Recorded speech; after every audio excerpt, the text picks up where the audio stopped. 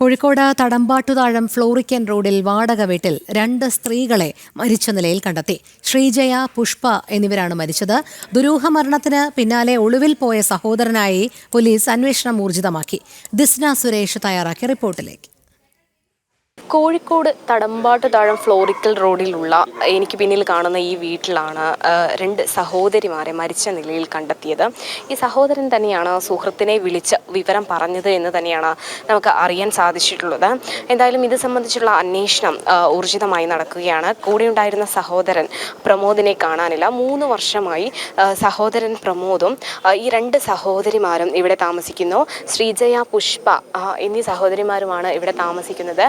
രാവിലെ 5 മണിയോടുകൂടി ഈ സഹോദരൻ സുഹൃത്തിനെ വിളിച്ചു പറയുന്നു സഹോദരിമാർ മരിച്ചു എന്നും. പിന്നീട് ഒരു 9 മണിയോടുകൂടി സുഹൃത്ത് ഇവിടെ എത്തുമ്പോഴാണ് ഇവരെ മരിച്ച നിലയിൽ കണ്ടെത്തിയത് എന്നാണ് നമുക്ക് അറിയാൻ സാധിച്ചിട്ടുള്ളത്. എന്തായാലും ചേവായൂർ പോലീസ് സ്ഥലത്തെത്തി, ഡോഗ് സ്ക്വാഡ് സ്ഥലത്തെത്തി പരിശോധനകളൊക്കെ തന്നെയും നടത്തിയിട്ടുണ്ട്.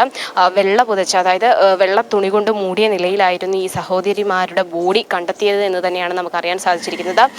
DCP ഉൾപ്പെടെയുള്ള ആളുകൾ ഇവിടെ വന്നു. DCPയുടെ പ്രതികരണം അനുസരിച്ച് ആരോഗ്യപരമായ പ്രശ്നങ്ങളുണ്ടായിരുന്നു. പോസ്റ്റ്മോർട്ടത്തിന് ശേഷമേ കൂടുതൽ വിവരങ്ങൾ വ്യക്തമാവുകയുള്ളൂ. എന്തായാലും സഹോദരൻ പ്രമോദിനെ അവസാനമായി കണ്ടത് എന്ന ലൊക്കേഷൻ അടക്കം നമുക്ക് അറിയാൻ സാധിച്ചിരിക്കുന്നത് 12:30 റെയിൽവേ സ്റ്റേഷൻ പരിസരത്താണ് എന്നൊരു വിവരം നമുക്ക് നിലവിൽ ലഭ്യമായിട്ടുണ്ട്. പിന്നീട് മൊബൈൽ ഫോൺ ഓഫായി എന്ന് തന്നെയാണ് പോലീസ് വ്യക്തമാക്കിയിട്ടുള്ളത്. എന്തായാലും കൂടുതൽ പരിശോധനകൾ നടക്കുകയാണ്, കൂടുതൽ അന്വേഷണം നടക്കുകയാണ്. ആരോഗ്യപരമായ പ്രശ്നങ്ങൾ ഇവർക്കുണ്ടായിരുന്നു. 3 വർഷത്തോളം കാലമായി ഇവർ ഇവിടെ താമസിക്കുന്നു എന്നൊരു വിവരം തന്നെയാണ് നിലവിൽ നമുക്ക് ലഭ്യമായിട്ടുള്ളത്. എന്തായാലും ഇൻക്വസ്റ്റ് നടപടികൾ പൂർത്തീകരിച്ചിട്ടുണ്ട്. കൂടുതൽ വിവരങ്ങൾ അറിയണമെങ്കിൽ ഈ സഹോദരനെ കണ്ടെത്തേണ്ടതുണ്ട്.